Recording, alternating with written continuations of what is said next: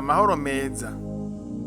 Iki ni igisomwa ca 13 muri 39 co muri ca gitabo citwa JEWE nahisemwo gukurikira Yesu KRISTO.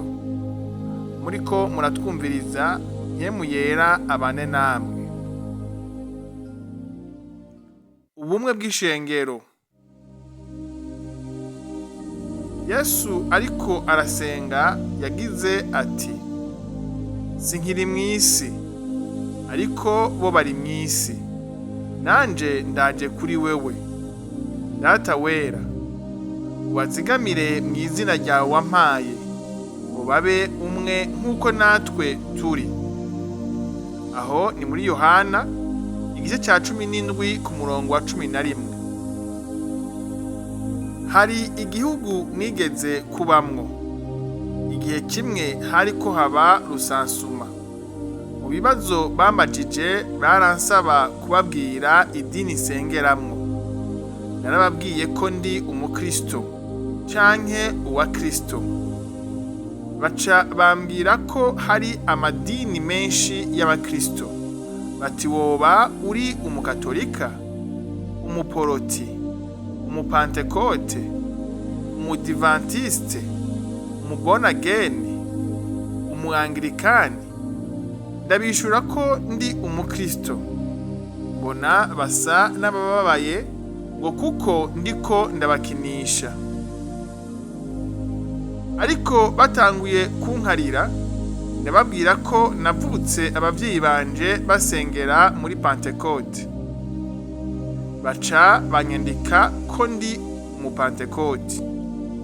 Ikindi gihe nja ku bitaro bambaza ibibazo harimwo nka ca kibazo nyene. Ndabishura nti je ndi umukristo. Baca bambwira bati uretse Isilamu gusa, ayandi madini yose na y'abakristo. None usengera muri irihe dini?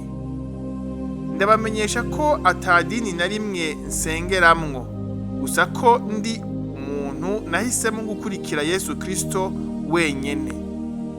Ntibantahuye, naciye mbona bambwira bakaze cane. Maze kubona ko bashavuye, niko kubamenyesha ko nkiri iwacu mu Burundi nahora ninjirira mu mashengero y'abaporoti. Baca bandika ko ndi umuporoti. Vyarongeye kumba ko cari igihe nafungirwa muri ico gihugu nyene. Naho nyene sinabemereye ko ndi muri ayo madini. Bati twifuza kumenya igitabo ki uzofata niwagera kurahira muri sentare. Ca ndababwira ko igitabo abandi bakoresha ko arico nanje nkoresha, uretse ico abakatolika n'ico abayisilamu. Gutyo baca bandika ko ndi umukristo. Murumva ko isi yamaze kudukurako akarangamuntu ko kwitwa umukristo. Kandi ndafise ubwoba ko nitutaba amaso ko ejo haza bizoba bimeze nabi cane. Aho tuzosanga umuntu avuze ko ari umukristo azoca ahamwa canke akicwa, yamara wa munsi w'imperuka uzoba wegereje. Na nubu hari bene data iyo bagomba kuvuga ivyo kwizera kwabo, bivuga ko ari abapantekote, abaporoti, abanglikani n'ibindi n'ibindi, kandi bakabivugana umunezero ntangere. Ariko iyo bibashikiye bakavuga ko ari abakristo, babiheza umenga ntibihagije kwitwa umukristo. Bafuma bongera ko bati nsengera kwa kanaka kugira bumve ko ari umuvivante canke umuroshe. Kuko ababa barashinze ayo madini baba barubatse amazina yabo mu mitima y'abantu kurusha kubaka izina rya Yesu KRISTO ryo riruta ayandi mazina yose. Ivyo bikaba vyatewe na ya demokrasi isigaye ariyo iganza mu madini. Ndabasangize inkuru ivuga ko ari iyo wanditse indirimbo y'118 mu gitabo c'indirimbo Kantike, aho bavuga ingene yumiye ku kwitwa umukristo.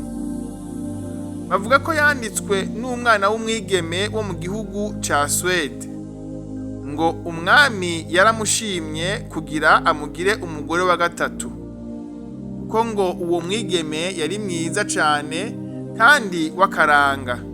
Hama umwami amutumako intumwa kumumenyesha ko yahiswemwo kandi ko yifuza kwaba umwamikazi. Abajejwe gushikana ubwo butumwa barabushikanye. Abavyeyi biwe bavyumvise baranezerwa cane, kuko ryari iteka ridasanzwe kuri uwo muryango. Ariko uwo mwigeme ntiyigeze abinezerererwa.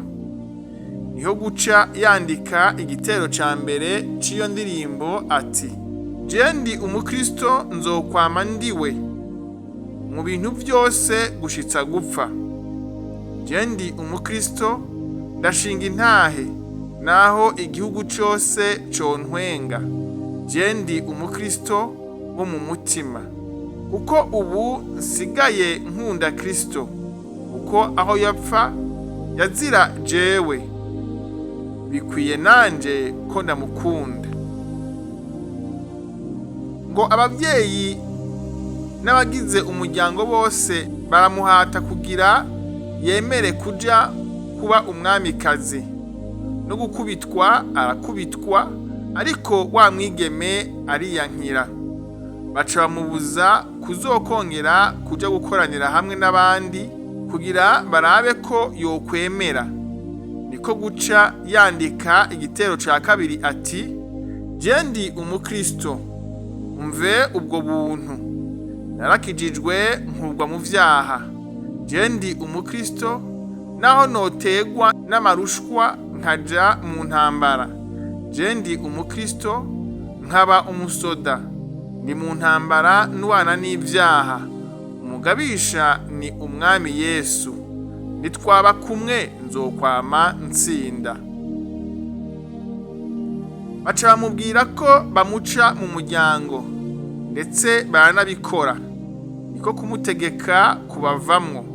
Aca asohokana igitabo ciwe ca Bibiliya, ngo igihe yariko arasohoka aca yandika igitero ca gatatu ati: Je ndi umukristo, ndi umwambukira, ndakobeje mu rugendo rwanje. Ivyino mw'isi ndabihinyuye, nsigaye ndondera ibyo mw'ijuru. Je ndi umukristo, intara yacu iri mw'ijuru ku Mana yacu. Nta nzara ibayo, nta n'amagorwa, abaho bose baguwe neza. Ngo iryo joro uwo mwigeme ntiyagira aho aja kurara, maze ngo mu mbeho nyinshi ari mu gahinga niho yaronka amajambo y'igitero ca kane ati: Je ndi umukristo. Ico ni ikintu gihumuriza umutima wanje, kiranyibagiza imibabaro, nkumva nduhutse kubwo umukiza. Je ndi umukristo uko ndi kose, maze ndengukijwe ngeze gupfa nzogira akanyamuneza kenshi, nzoba mpiriwe ngiye mw'ijuru. Mu nyuma ngo uwo mwigeme yahavuye yitaba Imana ahitanywe n'ubugwayi. Bene data, kuba uri umukristo nibyo kwirata, kandi nta kindi na kimwe cotuma nkwita mwene data kiretse kuba twese turi abakristo. Ico nico kitugira umwe. Mwirinde duhunge umwambiro w'amadini n'amashengero agomba kudutandukanya. Ayo madini yose bavuga ni amadini yatangujwe n'abantu kanaka, wanashaka batari n'Abanyafrika. Mu nyuma Abanyafrika nabo barashinze amadini ku bwinshi. Gushika uyu munsi amadini ari ku mugabane wa Afrika agizwe n'igitigiri kigera mu bihumbi vyinshi. Nko muri Afrika uretse Isilamu yonyene, ayandi madini yose akomoka mu ishengero rya Kristo.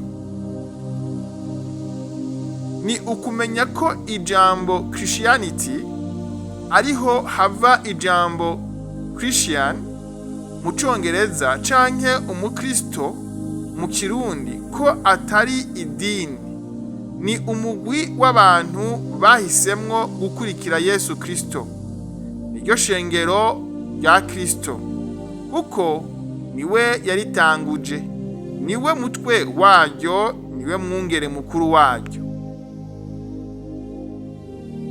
Ivy'amadini canke amashengero yavutse inyuma y'iri shengero rya Kristo yagiye arabaho bivanye n'ingene demokarasi yagiye irakomera mu bihugu bitandukanye, aho usanga abantu bumva ko abanyagihugu aribo bategerezwa kwihitiramwo ababarongora.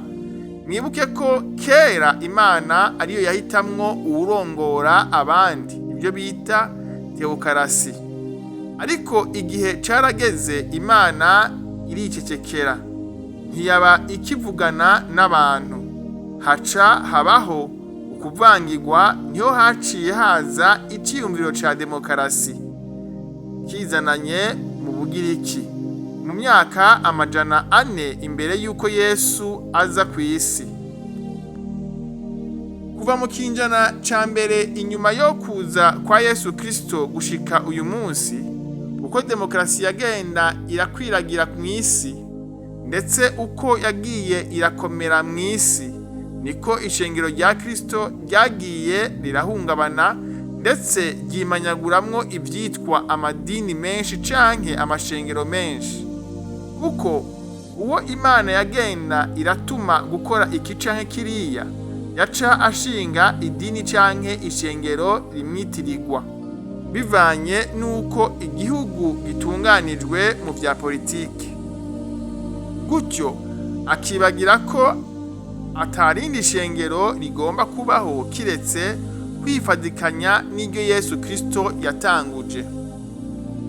Ivyo rero byarakomejwe kugeza aho uyu munsi iyo uvuze ko uri umukristo bagufata nk'agahabwa, ko demokarasi yagerageje guhamba abakristo canke ishengero rya Kristo, ariko ntivyakunda. Kandi na nubu amaleta y'ibihugu birimwo demokarasi yananiwe no gukura demokarasi mu mashengero. Barabona intambara ziri muri ayo madini n'amashengero, ariko bakananirwa no gutora umuti urama. Ndabibutse ko ishengero rya Kristo iyo rikora akazi karyo neza, igihugu kibamwo impore kandi kiratera imbere. Nibamenye ko amahirwe yose bafise ari uko tukiri mu gihugu. Umunsi bavyutse basanga twidugiye kwa data, bazogira agahinda batigeze kugira. Nibavyuka basanga amahera n'ubutunzi ndetse n'inzahabu bafise atagaciro bigifise. Ishengero rya Kristo ritegerezwa kuba rimwe ku isi yose. Amadini n'amashengero yose akoresha igitabo ca Bibiliya ategerezwa kwibaza akongera akiga ikintu gituma bigabura muri ayo migwi ngo ni amashengero, kandi bose bafise igitabo kimwe kirimwo amategeko y'Imana bemera nk'ijambo ry'Imana. Mwibuke ko usibye idini rya Katolika gusa yisangije igitabo ntagatifu hamwe na Isilamu ifise igitabo citwa Ikorowani, ayandi madini nka yose ahuriye ku gitabo ca Bibiliya kirimwo ibitabo n'ivyete 66. Kandi ikindi, iki gitabo casizweho n'abakuru b'ishengero rya Kristo ryabayeho inyuma yo gupfa kw'intumwa zose, hari mu mpera z'ikinjana ca mbere. Numva ko dutegerezwa kwihana, tukemera ko twazimijwe, hama tugasubira ku mushinge w'ishengero ari we Yesu Kristo, tukava mu kwiremamwo ibice. tukaba umwe nk'uko Yesu n'Imana bacitse umwe. Muri demokarasi umuntu wese yiyumvira ikintu ashoboye kugira ngo acuririreko mu kwitandukanya n'abandi ngo abone kuronka abamushigikira benshi, gutyo atsindire uburongozi kanaka. Izi nizo ntambara twirirwamwo mu madini dusengeramwo. Ariko Pawulo yarabajije umunyekorinto ati, ninde aguteye kwitandukanya n'abandi? Kandi ico ufise utahawe ni igiki? Ariko namba waragihawe, ni iki gituma wirata nk'utagihawe? Aho ni mu cete ca mbere Pawulo yandikiye abikorinto, igice ca 4 ku murongo w'indwi. Ishengero rya Kristo dukwiye gutahura ko turi umwe, kandi ko tugize umubiri umwe wa Kristo, nawe akaba ari we mutwe wawo. Twemera Bibiliya igizwe n'ibitabo 66 nk'igitabo kirimwo ijambo ry'Imana. Twizera ibibatizo uko ari 3, w'amazi, wa mpwemu yera n'uw'umuriro. Kandi twese twizera Imana imwe rudende, yaremye isi n'ijuru n'ibirimwo byose. Hama twizera ko Yesu Kristo ari umwana wayo ikunda, ko yapfuye akazuka, kandi ko ari we mwami wacu atuganza. Ikindi tuzi neza nuko ari Kristo aduhuza n'Imana. Byumvikana ko tudashobora gushikira Imana tudaciye muri Kristo Yesu.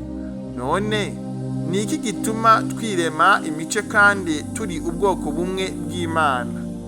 None ko twese twiyita ko turi abakristo, tukaba twahisemo kumukurikira, nawe akaba yaradutegetse ibyo dukwiye gukora, mwumva tudategerezwa kumwumvira?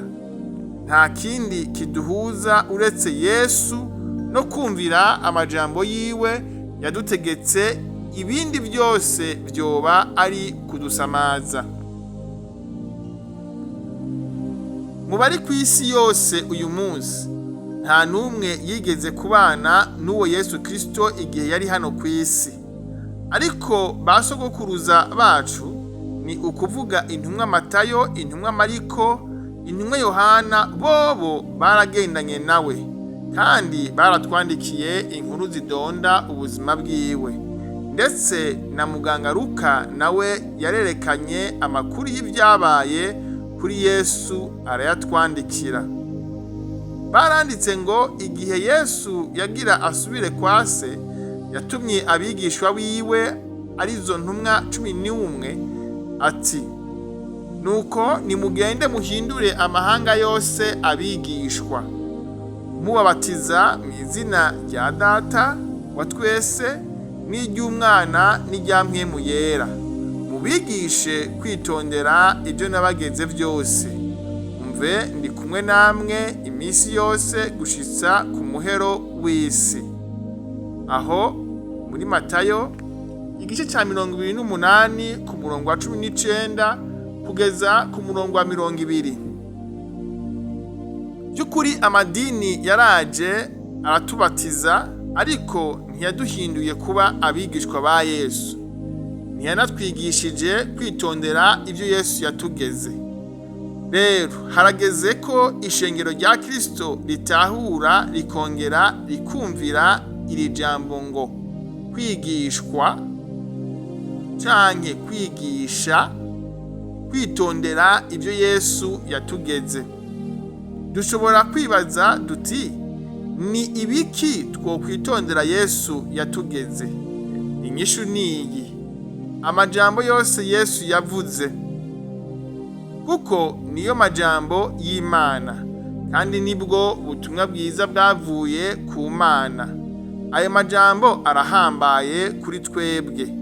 Reka dusome Yesu ubwiwe ico yavuze ko ati, utankunda ntiyitondere amajambo yanje, kandi ijambo mwumva si iryanje, ariko ni irya Data yantumye. Aho ni muri Yohana igice ca 14 ku murongo wa 24. kandi ati nimwaguma muri jewe amajambo yanje akaguma muri mwebwe musabe icyo mugomba cyose kizobabera kuno. Aho ni muri Yohana igice cya 15 ku murongo w'indwi. Yarongeye ati ariko uwungaya ntiyemere amajambo yanje ari n'ikizomutsindisha. Ijambo navuze niryo rizomutsindisha ku munsi w'umuhero. Aho ni muri Yohana igice cya 12 ku murongo wa 48. Murumva ko aya majambo ari ayo gufatwa nk'ibyagezwe twahawe n'Imana iyacishije muri Kristo Yesu. Gukora no kwitondera ivyo Yesu yavuze nivyo byaranze ishengero rya mbere ryabayeho Yesu Kristo yasubiye kwa se. Nibwira ko dutegerezwa gusubira kuri urwo rufatiro. Kuri ayo majambo niho honyene ishengero ry'abakristo rishobora kuba rimwe. Ndafise ikinyemeza muri jewe ko igihe c'ubwo bumwe ko ari ikinyene tugezemwo, aho tugiye kubaho nk'uko intumwa za mbere zari zibayeho. Mwibuke ko kuba umwe arico Yesu yadusabiye kuri Data ati Data wera ubazigamire mu izina ryawe wampaye ngo babe umwe nk'uko natwe turi. Aho ni muri Yohana igice cya 17 ku murongo wa 11. Murakoze kandi mpemu yera abigishe ibirenze ibyo nanditse. Hamwe woba wifuza ico gitabo cyose mu bwoko bwa PDF canke mu majwi, mwotwandikira kuri WhatsApp yacu akamenyetso ko guteranya 257 71 39 41 76. Umwami Yesu abahe amahoro n'umunezero aho muherereye hose. Amen.